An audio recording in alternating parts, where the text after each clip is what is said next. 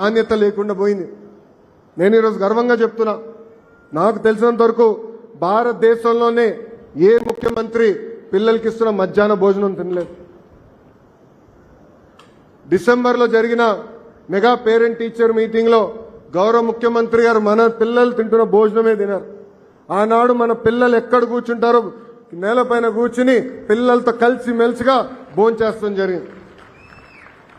ఆ రోజే గౌరవ ముఖ్యమంత్రి గారు మనసులో పడింది, అన్నం బాలేదు, మార్చాలని నిర్ణయించారు.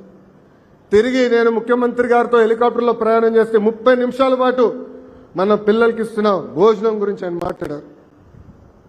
అక్కడి నుంచే వచ్చింది ఈరోజు మన పిల్లలకి ఇచ్చే సన్న బియ్యం. దొక్క సీతమ్మ గారి పేరుతో మధ్యాహ్న భోజనం ఈరోజు నాణ్యమైన సన్న బియ్యంతో మన పిల్లలకి అందజేస్తున్నారు గౌరవ ముఖ్యమంత్రి శ్రీ నారా చంద్రబాబు నాయుడు గారు. అంతేకాదు, గొప్ప వ్యక్తి డాక్టర్ సర్వేపల్లి